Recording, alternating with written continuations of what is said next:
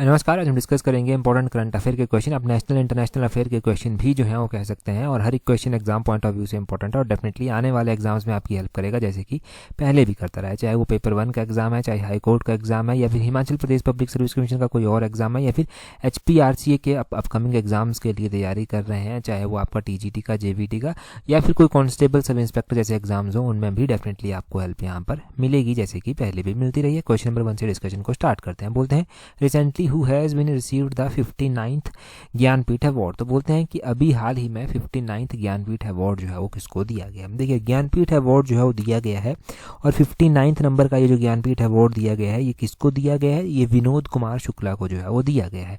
Option D जो है वो सही आंसर हो जाएगा। अच्छा, विनोद कुमार शुक्ला को दिया गया है, कौन सी भाषा में इनको दिया गया है? तो विनोद कुमार शुक्ला को ये हिंदी भाषा के लिए जो है वो दिया गया है। अब भाषा याद रखना ज़रूरी है यहाँ पर, और है ये 2024 का अवार्ड है, ये 2024 का अवार्ड। भाषा याद रखना ज़रूरी है क्योंकि ये अलग अलग भाषाओं में जो है वो दिया जाता है। फॉर एग्जाम्पल इस अवार्ड को 1961 में जो था वो इंस्टीट्यूट किया गया था, और 1965 में पहली बार ये अवार्ड जो था वो दिया गया था। 1965 में जब पहली बार ये अवार्ड दिया गया था, तो पहली बार ये अवार्ड जो था वो जी शंकरा कुरुप को जो था वो दिया गया था। यहाँ पर मैं नाम लिख देता हूँ, जी शंकरा कुरुप को जो था ये दिया गया था। ठीक है, इनको ये पहला अवार्ड जो था वो दिया गया था। और दूसरी बात आपने क्या ध्यान रखनी है यहाँ पर, दूसरा आपने यहाँ पर ये ध्यान रखना है कि ये अवार्ड जो है वो किन किन भाषाओं में जो है वो दिया जाता है। तो ये अवार्ड जो है वो जो 8th शेड्यूल में भाषाएं आती हैं, 8th शेड्यूल में हमारे पास 22 भाषाएं आती हैं। तो 8th शेड्यूल की 22 भाषाएं प्लस इंग्लिश में, तो टोटल 23 लैंग्वेजेस में जो है ये दिया जाता है। ध्यान रखने वाली बात यहाँ पर एक ये भी है कि 8th शेड्यूल जो आपका है, 8th शेड्यूल में जो है वो इंग्लिश भाषा नहीं है इंक्लूड, तो इसलिए ये 22 जो 8th शेड्यूल की भाषाएं हैं, और उसके अलावा इंग्लिश में भी जो है ये अवार्ड जो है वो दिया जाता है। तो ये सारे क्वेश्चन यहाँ से क्लियर हुए। अभी ये तो 59th नंबर का है। अभी कुछ दिन पहले आपने न्यूज़ पढ़ी होगी, अगर न्यूज़पेपर अगर आप पढ़ते हैं, तो 58th नंबर का अवार्ड भी मतलब अनाउंस तो पहले का हो गया था, परंतु दिया अब गया, तो वो राम भद्राचार्य जी को दिया गया। राम भद्राचार्य जी को जो था वो संस्कृत भाषा के लिए जो था ये अवार्ड दिया गया। ये जो 58th नंबर का ये ज्ञानपीठ अवार्ड है, ये 2 लोगों को अनाउंस किया गया था। एक तो राम भद्राचार्य को किया गया था संस्कृत भाषा में, और दूसरा गुलजार को किया गया था। गुलजार को उर्दू के लिए जो था ये दिया गया था। तो इन 2 लोगों को, गुलजार को और राम भद्राचार्य को दिया गया था ये अवार्ड। तो 58th नंबर का भी हो गया, 59th नंबर का भी हो गया, और हमने जो है वो इसके अलावा पहला जो है ये अवार्ड भी जान लिया। बस इतना काफ़ी है यहाँ से याद रखने के लिए। अगले क्वेश्चन की ओर जो है वो कदम बढ़ाएंगे। अगले क्वेश्चन में क्या बोलते हैं recently who among the following won the 2025 World Food Prize. तो अभी वर्ल्ड फूड प्राइज भी चर्चा में आया। वर्ल्ड फूड प्राइज जो है वो बोलते हैं ये किसको दिया गया 2025 का। तो वर्ल्ड फूड प्राइज की बात करते हैं, तो ये वर्ल्ड फूड प्राइज जो है ये दिया गया है मारिया बेला हंगरिया को जो है ये दिया गया है। मारिया बेला हंगरिया को दिया गया है। अब देखो, फूड मतलब फूड आप कब खाएंगे? जब आपको भूख लगेगी, जब आपको हंगर लगेगी। तो याद रह जाएगा हंगेरिया से ये कि हंगरी भूख लगी तो फूड प्राइज जो है वो मिल गया। ठीक है, तो मार्गिलेना हंगरिया से जो है ये पता चल गया आपको कि वर्ल्ड फूड प्राइज 2025 का जो है वो उनको दिया गया। कौन सी कंट्री से ये संबंध रखती हैं? तो ये जो मार्गिलिया हंगेरिया हैं ये ब्राज़ील की हैं, और ब्राज़ील की ये माइक्रोबायोलॉजिस्ट हैं। इनको ये 2025 का वर्ल्ड फूड प्राइज दिया गया है। क्यों दिया गया है? इनका जो काम है, जो केमिकल फर्टिलाइज़र होते हैं उसके यूज़ को कम करना, और जो बायोलॉजिकल नाइट्रोजन फिक्सेशन होती है उसके ऊपर जो है वो खेती को आधारित करना। तो इसके लिए इनको ये अवार्ड जो है वो दिया गया है। तो इनका नाम ध्यान रखना है, मार्गिलेना हंगरिया। भूख लगी तो फूड प्राइज़ इनको मिल गया, ब्राज़ील की ये है। 2025 का ये फूड प्राइज़ जो है वो इनको दिया गया। एक सिंपल सी ट्रिक यहाँ से बन गई, तो इस तरह से ये आपको याद रह जाएगा। अब हम यहाँ पर एक और बात जो है वो करते हैं। फूड प्राइज़ की जब हम बात कर रहे हैं, तो फूड डे भी कोई मनाया जाता है क्या? अगर हम बात करते हैं कि फूड डे भी मनाया जाता है, और फूड डे जो है वो कब मनाया जाता है? वर्ल्ड फूड डे मनाया जाता है। वर्ल्ड फूड डे जो है वो प्रत्येक वर्ष अक्टूबर महीने की 16 तारीख को जो है वो मनाया जाता है। अक्टूबर 16 तारीख को ये वर्ल्ड फूड डे जो है वो मनाया जाता है। FAO भी एक होता है, फूड एंड एग्रीकल्चर ऑर्गेनाइजेशन भी जो है वो एक होता है। फूड एंड एग्रीकल्चर ऑर्गेनाइजेशन की स्थापना कब की गई थी? इसका हेडक्वार्टर कहाँ पर स्थित है? तो फूड एंड एग्रीकल्चर का जो हेडक्वार्टर है वो रोम, इटली में जो है वो स्थित है। इसकी स्थापना की बात करते हैं तो 1945 में इसकी स्थापना 16 अक्टूबर को जो था वो की गई थी, और इसीलिए 16 अक्टूबर को वर्ल्ड फूड डे के रूप में जो है वो मनाते हैं।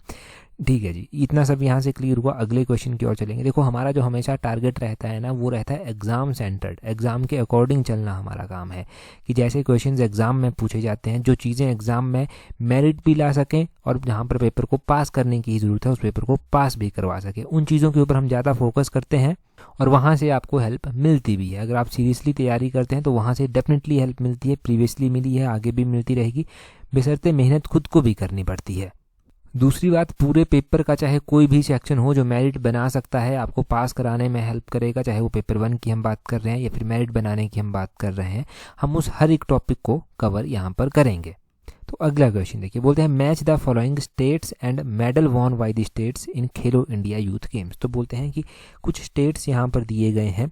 अब बोलते हैं कि खेलो इंडिया यूथ गेम्स जो है वो अभी हुए हैं। मोस्ट इंपॉर्टेंट क्वेश्चन, खेलो इंडिया यूथ गेम्स का अगर आप देखेंगे ना तो क्वेश्चन पूछा गया है। पहले जो पेपर 1 हो चुके हैं उनमें खेलो इंडिया यूथ गेम्स के बहुत सारे क्वेश्चन जो हैं वो पूछे गए। तो खेलो इंडिया यूथ गेम्स की बात करें हम, तो खेलो इंडिया यूथ गेम्स में किस स्टेट ने कितने मेडल जीते वो आपको यहाँ पर मैच करना है। ये आपके पास स्टेट्स दिए गए हैं, ये आपके पास ऑप्शंस दी गई हैं। महाराष्ट्र, हरियाणा, राजस्थान और कर्नाटक दिया गया है। अब मैं यहाँ पर बताता हूँ कि सबसे ज़्यादा मेडल किसके द्वारा जीते गए। सबसे ज़्यादा मेडल जीते गए महाराष्ट्र के द्वारा। महाराष्ट्र के द्वारा जो था वो टोटल 158 मेडल जो था वो जीते गए। 158 मेडल जो इनके द्वारा जीते गए, इसमें 58 गोल्ड मेडल थे, 58 के अलावा 47 सिल्वर मेडल थे और 53 जो था वो ब्रॉन्ज मेडल थे। ये टोटल इनकी मेडल टैली थी। टॉप में रहा महाराष्ट्र आपका। तो ए को आप किसके साथ मैच कर देंगे, ए को जो है वो आप मैच कर देंगे ऑप्शन चौथे के साथ। यहाँ पर ये सीधा चौथे के साथ जाकर मैच हो जाएगा। और दूसरे नंबर पर दिया गया है हरियाणा। तो हरियाणा के द्वारा कितने मेडल जीते गए, हरियाणा के द्वारा 117 मेडल जो था वो जीते गए। दूसरे नंबर पर जो है वो हरियाणा यहाँ पर रहा। ठीक है, ए को आप डी के साथ कर देंगे, बी को आप सी के साथ कर देंगे। हरियाणा के द्वारा 39 गोल्ड मेडल जीते गए, 27 सिल्वर मेडल जीते गए और 51 जो था वो ब्रॉन्ज मेडल जीते गए।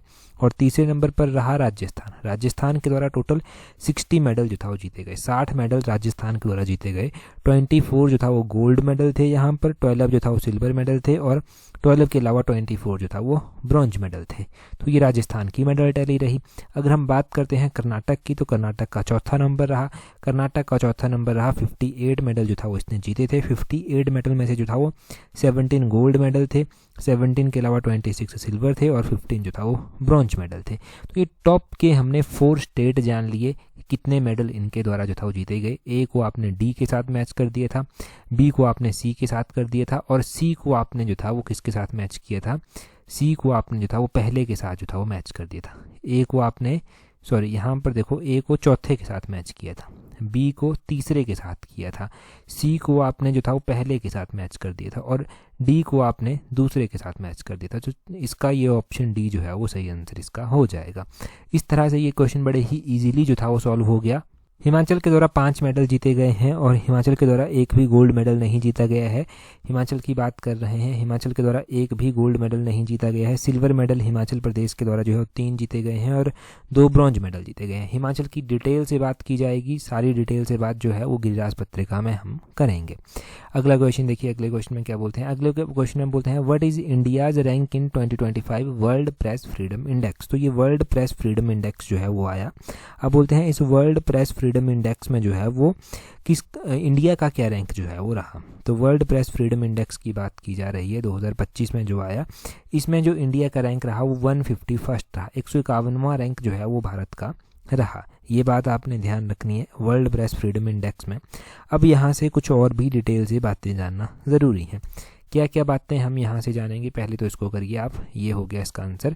वर्ल्ड प्रेस फ्रीडम इंडेक्स जो है वो प्रिपेयर किसके द्वारा किया जाता है, तो ये एक ऑर्गेनाइजेशन है जिसका नाम है रिपोर्टर्स विदाउट बॉर्डर्स, RSF इसको बोलते हैं। इसके द्वारा ये जारी किया जाता है, तैयार किया जाता है। India ranks 151 out of 180। India के द्वारा 151 आउट ऑफ 180 कंट्रीज जो है ये रैंक इंडिया के द्वारा हासिल किया गया। और 2025 का अगर हम वर्ल्ड प्रेस फ्रीडम इंडेक्स देखते हैं, जो ज़्यादा फ्रीडम जिन कंट्रीज़ के पास है प्रेस में, उसमें नॉर्वे पहले नंबर पर आता है, इस्टोनिया दूसरे नंबर पर आता है और नीदरलैंड तीसरे नंबर पर जो है वो आता है।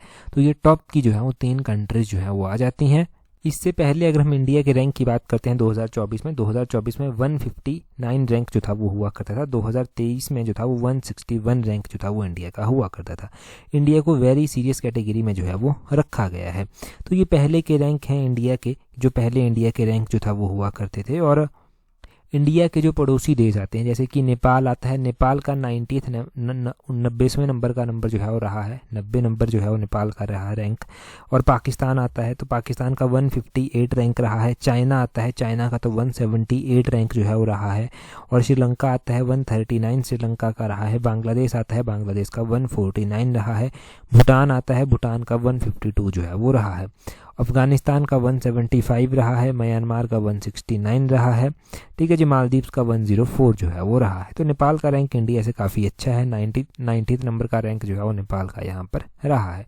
तो ये बाकी कंट्रीज़ के भी याद रखने हैं। HAS वगैरह में ये संजीवनी बूटी का काम आपके लिए करेंगे। अगले क्वेश्चन की ओर जो है वो बढ़ते हैं। अगले क्वेश्चन को हम डिस्कस करें उससे पहले देखिए, अगर आप तैयारी कर रहे हैं Himachal Pradesh public service commission के अपकमिंग एग्जाम्स के लिए, चाहे वो पेपर 1 का हो गया या कोई और एग्जाम हो गया, या फिर आप HPRC के अपकमिंग एग्जाम के लिए तैयारी कर रहे हैं, तो आप हमारे कॉम्प्रिहेंसिव टेस्ट सीरीज को ज्वाइन कर सकते हैं, जिसका लिंक नीचे डिस्क्रिप्शन बॉक्स कमेंट बॉक्स में दिया गया है। देखिए, अगर आप तैयारी TGT JVT या फिर HPRC के आने वाले और भी बहुत सारे एग्जाम हैं उनके लिए भी कर रहे हैं, तो डेफिनेटली आपको यहाँ से कॉम्प्रिहेंसिव वे में हेल्प मिलने वाली है। टेस्ट सीरीज का लिंक नीचे डिस्क्रिप्शन बॉक्स कमेंट बॉक्स में जो है वो दिया गया है। अब देखो, टेस्ट सीरीज को अगर आप टाइमली ज्वाइन करते हैं तो हेल्प आपकी ये होगी कि ये जो अभी अगले रिसेंट मंथ में एग्जाम हो रहे हैं इनमें तो आप जो है वो अच्छे से पढ़ ही पाएंगे, परंतु इनसे भी आने वाले जो आगे के एग्जाम होंगे जिनमें ज़्यादा पोस्टें भी होंगी, उनके लिए जो है वो आप अच्छे से रिवाइज भी टेस्ट सीरीज को जो है वो कर पाएंगे। और टेस्ट सीरीज को ज्वाइन करके आप अपने टाइम को भी अच्छे से जो है वो मैनेज कर सकते हैं। तो इसका लिंक नीचे डिस्क्रिप्शन बॉक्स कमेंट बॉक्स में दिया गया है। डिपेंड आपके ऊपर करता है कि आप किस तरह से चीज़ों को जो है वो यूटिलाइज जो है वो करते हैं। ठीक है जी। नीचे डिस्क्रिप्शन बॉक्स से ज्वाइन कर लेना। स्लॉट 2 का ये लिंक दिया गया है। अगला क्वेश्चन देखिए, बोलते हैं recently the first ever Khelo India beach games started in which of the following Indian state UT। तो ये जो खेलो इंडिया बीच गेम्स जो है वो स्टार्ट हुई हैं, ये पहली फर्स्ट एवर है खेलो इंडिया बीच गेम्स। तो ये कहाँ पर स्टार्ट हुई हैं, किसने इनको जो है वो होस्ट किया? तो इनको दादर नगर हवेली दमन एंड दीव के द्वारा होस्ट किया गया है। दीव में जो है ये होने को जा रही है, जो दीव आइलैंड है वहाँ पर ये होने को जा रही हैं। अभी स्टार्ट हो गई हैं ये खेलो इंडिया बीच गेम्स जो है ये अभी स्टार्ट हो चुकी हैं। अब इंडिया में अगर आप देखेंगे तो हमारे सभी स्टेट ऐसे नहीं हैं जो सी के साथ बाउंड्री लगाते हैं जहां पर ये गेम्स हो सकती हैं। हमारे कुछ एक ही स्टेट ऐसे हैं जो कि सी के साथ बाउंड्री लगाते हैं, समुद्र के साथ जिनकी सीमा लगती है और जहां पर ये गेम्स हो सकती हैं। मैप में देखेंगे कि कौन कौन से वो स्टेट हैं। देखो, नॉर्थ इंडिया की ओर तो आप भूल जाओ कि कोई समुद्र है, वहाँ पर तो हिमालय आ जाता है। परंतु अगर आप साउथ या फिर सेंट्रल इंडिया के बाद नीचे की तरफ देखना स्टार्ट करेंगे तो आपको जानने को क्या मिलेगा? आपको जानने को मिलेगा कि एक हमारा ये गुजरात स्टेट जो है वो आ जाता है। यहाँ पर अराबियन सी जो है वो लगता है, इसके साथ ये बाउंड्री लगाता है। महाराष्ट्र हमारा एक दूसरा स्टेट आ जाता है। एक हमारा यहाँ पर छोटा सा ये गोवा स्टेट जो है वो आ जाता है। गोवा के अलावा जो है वो कर्नाटक स्टेट यहाँ पर आ रहा है। कर्नाटक के अलावा जो है वो केरल यहाँ पर आ रहा है। तमिलनाडु यहाँ पर जो है वो आ रहा है। आंध्र प्रदेश यहाँ पर जो है वो आ रहा है। उड़ीसा यहाँ पर आ रहा है। वेस्ट बंगाल जो है वो यहाँ पर आ रहा है। ये स्टेट ऐसे हैं जो कि शेयर करते हैं बाउंड्री किसके साथ? सी के साथ। यहाँ पर अराबियन सी है, यहाँ पर बे ऑफ बंगाल आ जाती है। ठीक है, और इनके साथ ये बाउंड्री जो है वो लगाते हैं। चलो, ये बात सही हो गई। अब दूसरे हमारे पास कुछ केंद्र शासित प्रदेश भी आते हैं, जिसमें पुडुचेरी जो है वो एक आ जाता है। पौंडीचेरी पुडुचेरी जो है ये आ गया। ये बाउंड्री जो है वो यहाँ पर सी के साथ लगाता है। लक्षद्वीप जो है वो एक आता है। लक्षद्वीप जो है ये भी बाउंड्री लगाता है। ये आपने ध्यान रखना, आइलैंड ही है, बीच में ही स्थित है। अंडमान निकोबार हो गया, ये भी यहाँ पर स्थित है। अंडमान निकोबार ये भी बाउंड्री जो है वो लगाता है। और ये आपका दादर नगर हवेली दमन दीव है। ठीक है, इसका भी आपने ध्यान रखना है। तो ये हमारे स्टेट और UT हैं जो कि बाउंड्री शेयर करते हैं सी के साथ। जो हमारी पूरी सी के साथ बाउंड्री लगती है वो लगभग 7516 किलोमीटर अप्रोक्सीमेटली जो है वो आती है। 7516 किलोमीटर बाउंड्री हम सी के साथ जो है वो लगाते हैं। अगर आपसे ओवरऑल पूछा जाए कि कितने स्टेट और कितने केंद्र शासित प्रदेश ये बाउंड्री लगाते हैं सी के साथ, तो 9 तो हमने स्टेट पढ़ लिए, 9 स्टेट पढ़ लिए और 4 केंद्र शासित प्रदेश जो है वो हमने पढ़ लिए। ये जो है वो समुद्र के साथ जो है वो बाउंड्री जो है वो लगाते हैं। ठीक है जी। तो ये कोस्ट लाइन है हमारी, यहाँ पर कोस्ट लाइन इन स्टेट्स की जो है वो बनती है, कोस्ट लाइन इसको जो है वो एक एग्जैक्टली वर्ड कोस्ट लाइन जो है वो इसके लिए बनता है। तो इस तरह से क्वेश्चन को लिंक करना और इस तरह से क्वेश्चन को याद भी रखना, ये आपकी जिम्मेवारी बनती है। बाकी तो इस क्वेश्चन के बारे में थोड़ी सी जानकारी दी गई थी कि according to Union Ministry of Youth Affairs and Sports, first ever ये खेलो इंडिया बीच गेम्स जो हैं वो हैं, जो कि कहाँ पर होने जा रहे हैं, दादर नगर हवेली दमन दीव में होने को जा रहे हैं। 19 से लेकर 25 मई के बीच में ये होंगे। इससे पहले खेलो इंडिया पैरा गेम्स जो हो चुकी हैं मार्च अप्रैल 2025 में, वो दिल्ली में जो था वो हुई थी। और 7th नंबर के खेलो इंडिया यूथ गेम्स जिनकी मेडल टैली हम ऊपर पढ़ भी रहे थे, वो मई 2025 में ही हुए थे। बिहार के द्वारा जो था वो उनको जो था वो होस्ट किया गया था। बिहार स्टेट था जिन्होंने 7th खेलो इंडिया यूथ गेम्स को होस्ट किया था। ये हम ऑलरेडी उत्तीर्ण श्रेणी में चीज़ें पढ़ चुके हैं। अगला क्वेश्चन देखिए हमारे पास क्या बोलते हैं। नेक्स्ट क्वेश्चन में बोलते हैं golden dragon military exercise is bilateral drill between China and which country. तो ये जो गोल्डन ड्रैगन सैन्य अभ्यास है ये चाइना और किस देश के बीच में जो है वो स्थित है। तो golden dragon military exercise China और कंबोडिया के बीच में जो है वो होती है। अब अलग अलग कंट्रीज, ऐसा नहीं है कि इंडिया ही सिर्फ मिलिट्री एक्सरसाइज जो है वो और कंट्रीज़ के साथ करता है। अलग अलग कंट्रीज जो हैं वो अपने मित्र देशों के साथ जो है ये एक्सरसाइजेज जो हैं वो करते रहते हैं, ताकि कोई भी जब सिचुएशन आए ऐसी, जब ज़रूरत पड़े किसी कंट्री की या किसी कंट्री में जाकर अपनी सेवाएं देने की, तो वो कॉपरेट अच्छे से जो है वो कर सकें।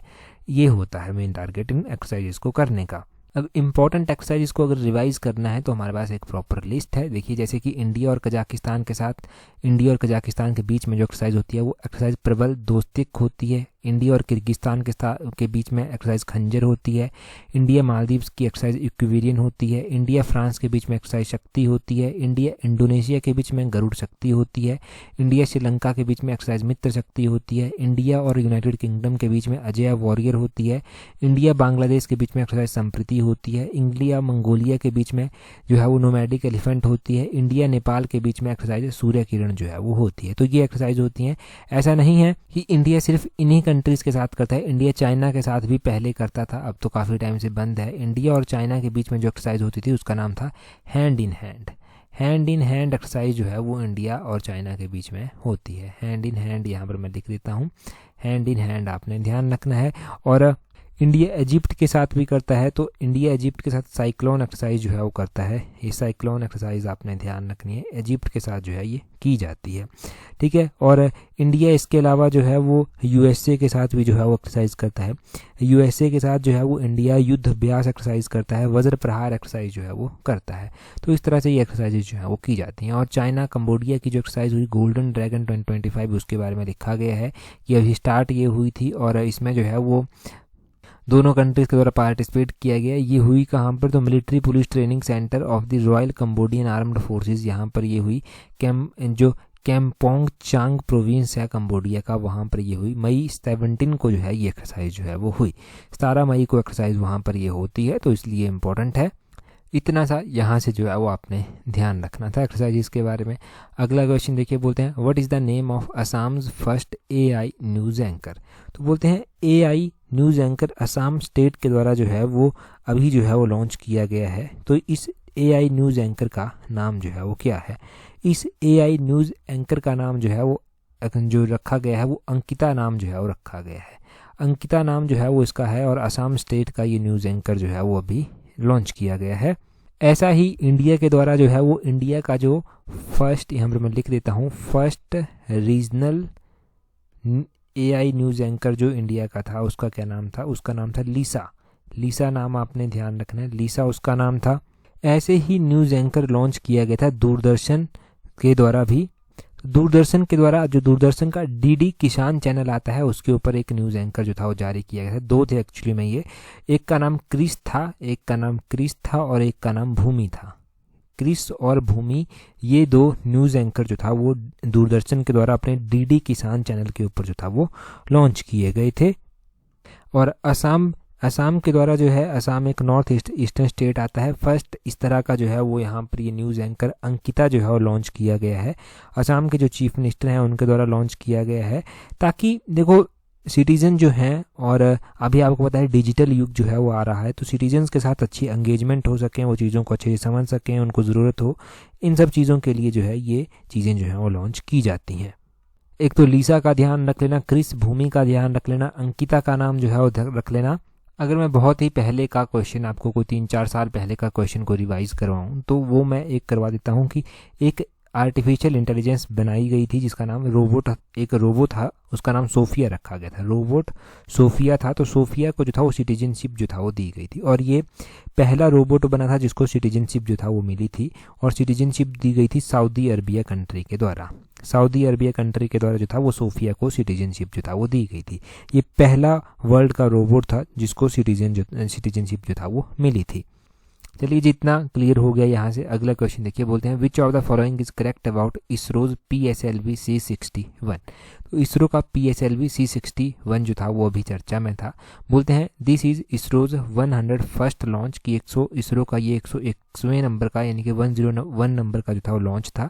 बोलते हैं the mission failed mid flight due to chamber pressure drop during the third state, कि ये मिशन जो था वो फेल हो गया क्योंकि इसके तीसरे चरण के दौरान जो था वो दबाव की कोई ऐसी स्थिति बनी जिसके कारण जो था ये नीचे की ओर गिरा और ये जो था वो फेल हो गया। तो अगर हम इसरो के PSLV C61 की बात करते हैं तो ये इसरो का 101st ही लॉन्च था। और अगर हम बात करते हैं कि ये मिशन जो है वो फेल हो गया क्योंकि थर्ड स्टेज में जो था वो कुछ दिक्कत क्रिएट हुई, टेक्निकल एरर, तो ये भी बात सही है। करेक्ट और चूज़ द करेक्ट ऑप्शन, तो ऑप्शन सी बोथ 1 और 2 आर करेक्ट। ये दोनों ही स्टेटमेंट्स हमारे पास सही दी गई हैं। अब इसरो के इस PSLV के बारे में जान लेते हैं कि जो PSLV C61 है क्या है ये। देखो ये जो इसरो का PSLV C61 था ना, इसके बारे में ध्यान रखना कि इसरो ने जो था ये 101st फ्लाइट लॉन्च की थी, और इससे जो था वो इसरो ने ये टारगेट रखा था कि E0S09 को जो है वो सन साइनोक्रोनस पोलर ऑर्बिट में जो है वो फिट करना है, वहाँ पर जाकर जो है वो उसका टारगेट जो था वो रखा गया, परंतु इसकी थर्ड स्टेज में जो था वो दिक्कत आ गई और ये फेल जो था वो हो गया। अब देखो इसरो ने जो था इसको लॉन्च किया था ताकि अर्थ ऑब्जर्वेशन सैटेलाइट के रूप में इसको लॉन्च किया गया था। EOS का मतलब ही अर्थ ऑब्जर्वेशन सैटेलाइट हुआ। इसका मिलिट्री पर्पस से भी जो था वो बहुत ज़्यादा महत्व जो था वो था।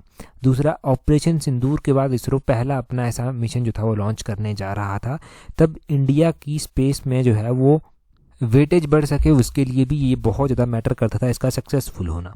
परंतु 12वें मिनट में ही 12 मिनट हुए थे अभी लॉन्च हुए, 12वें मिनट में ही गड़बड़ी हो गई और ये जो था वो फेल हो गया। अब चलो इसके ऊपर कहा है इसरो के चेयरमैन ने कि चलो ठीक है, हम वो देखेंगे कि क्यों फेल हो गया और किस तरह से जो है वो इन कमियों को सुधारा जा सकता है। अब देखो PSLV यानी कि पोलर सैटेलाइट लॉन्च व्हीकल जो है, ऐसा नहीं क्योंकि पहली बार जो था ये लॉन्च कर रहा था इस मिशन को, इसने पहले बहुत सारे सक्सेसफुल जो है वो मिशन जो है वो लॉन्च किए हैं, परंतु टेक्निकल एरर आ गए यहाँ पर और ये जो था वो फेल हो गया। यहाँ से एक और बात सीखने को मिलती है कि ज़रूरी नहीं कि आप बहुत ज़्यादा मेहनत करेंगे तो सक्सेस हो ही जाएं। कई बार छोटी छोटी टेक्निकल गलतियों के कारण, छोटे छोटे टेक्निकल एरर्स के कारण जो है वो फेल हो भी जाते हैं, तो उसको भी स्वीकार करना होता है और उसको स्वीकार कर कर आगे भी बढ़ना होता है। अब इसरो में इतने टॉप लेवल के साइंटिस्ट जो हैं वो काम कर रहे हैं, तब भी मिशन फेल हो गया। ठीक है, मिशन फेल हो गया, वैसा ही रियल लाइफ में भी होता है। तो गलतियां होंगी तभी सीख पाएंगे और तभी आगे बढ़ पाएंगे, और ये ज़रूरी है सीख कर आगे बढ़ना। इस प्रोसेस को कंटिन्यू रखें हमेशा ही। इसरो के जो चेयरमैन हैं प्रेजेंट टाइम में वो V नारायणन जो हैं वो इसके चेयरमैन हैं, और इसरो की स्थापना जो था वो कब की गई थी। इसरो की स्थापना का भी ध्यान रखना कि इसरो की स्थापना 1969 में की गई थी। इसका हेडक्वार्टर कहाँ पर स्थित है, तो इसका हेडक्वार्टर बेंगलुरु में जो है वो स्थित है। हेडक्वार्टर, स्थापना, इसके चेयरमैन, ये बेसिक क्वेश्चन है।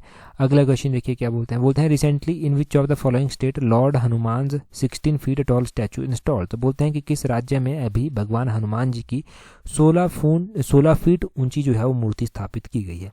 ये किसी कंट्री में जो है वो स्थापित की गई है, इसलिए ज़्यादा इंपॉर्टेंट जो है वो हो जाती है।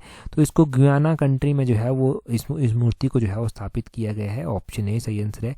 गुयाना के स्पार्टा के ऐसी कि वो तट पर जो है वो सीताराम राधेश्याम मंदिर है, जहाँ पर भगवान हनुमान जी की ये 16 फुट ऊंची प्रतिमा का जो है वो अनावरण अभी किया गया है। इस प्रतिमा को भारत से ही जो था वो वहाँ पर आयात करवाया गया था, यानी कि भारत से ही वहाँ तक उसको पहुँचाया गया था, और ये इम्पोर्टेंट है 16 फुट की है, कहाँ पर है, किस तट पर है, बस वो चीज़ें याद रखना। क्वेश्चन सीधा बना तो यहीं से बन जाएगा। अगले क्वेश्चन में बोलते हैं India's first jungle safari train with vistadome coaches launched in which state. तो इंडिया की पहली जंगल सफारी ट्रेन जिसके विस्टाडोम कोच होंगे उसको लॉन्च किया गया है किस स्टेट में, तो उसको उत्तर प्रदेश स्टेट में जो है वो लॉन्च किया गया है। विस्टाडोम क्या होता है? विस्टाडोम ट्रेन देखो हमने अपने कालका शिमला हेरिटेज ट्रैक पर भी चलती हुई देखी थी, जब हमने क्वेश्चन भी उसके बारे में पढ़ा था। चारों तरफ से जो है वो उसका छत जो है वो भी एक ट्रांसपेरेंट सा छत होगा ग्लास का, साइड से भी, ताकि चारों तरफ का जो है वो नज़ारा लिया जा सके। तो ऐसी ही विस्टाडोम जंगल सफारी ट्रेन जो है वो स्टार्ट की गई है उत्तर प्रदेश स्टेट के द्वारा। तो ये जो ट्रेन यहाँ पर स्टार्ट की गई है ये कतरनिया घाट जो वन्य जीव अभ्यारण्य वाइल्ड लाइफ सेंचुरी वहाँ पर आती है उसको ये पीलीभीत में जो है वो दुधवा टाइगर रिजर्व के साथ जो है वो जोड़ेगी। तो एक और बात आपने ध्यान रखनी है कि ये जो दुधवा टाइगर रिजर्व आता है ये कहाँ पर जो है वो आता है, ठीक है जी। तो ये जो है वो उत्तर प्रदेश में जो है वो आता है। उत्तर प्रदेश में हमारे पास और भी नेशनल पार्क क्या कोई आते हैं, तो एक तो Dudhwa national park tiger reserve यहाँ पर हो गया, इसके अलावा जो है वो यहाँ पर पीलीभीत टाइगर रिजर्व भी आता है, यहाँ पर चंद्रप्रभा वाइल्ड लाइफ सेंचुरी यहाँ पर आती है, चंबल सेंचुरी यहाँ पर जो है वो आती है। तो इस तरह से आपने ये चीज़ें ध्यान रखनी है वाइल्ड लाइफ सेंचुरीज के बारे में भी। अगला क्वेश्चन देखिए, अगले क्वेश्चन में क्या बोलते हैं recently union government has officially designated September 23 as. तो अभी केंद्र सरकार ने सेप्टेम्बर 23 को जो है वो आधिकारिक तौर पर जो है वो घोषित किया है कि हम इस दिन को किस दिवस के रूप में मनाएंगे। वो आप कमेंट कर बताओ कि सितंबर 23 को कैसे मनाने की, किस डे के रूप में मनाने की बात कही गई है। इससे पिछली वीडियो में हमने सेकंड क्वेश्चन डिस्कस किया था, अभी आप कमेंट कर बता दीजिए। स्टार लाइनर क्वेश्चन है, 100% श्योरिटी के साथ एग्जाम में आएगा, अभी लिख कर दे रहा हूँ यहाँ पर। अगर टेलीग्राम पर ज्वाइन नहीं किया है तो टेलीग्राम पर ज्वाइन करने के लिए अपने टेलीग्राम से @allexam31 सर्च कर लेना, आपको हमारा टेलीग्राम चैनल मिल जाएगा। आज के इस वीडियो में इतना ही, that's all for today. Thank you very much for watching and listening it very patience.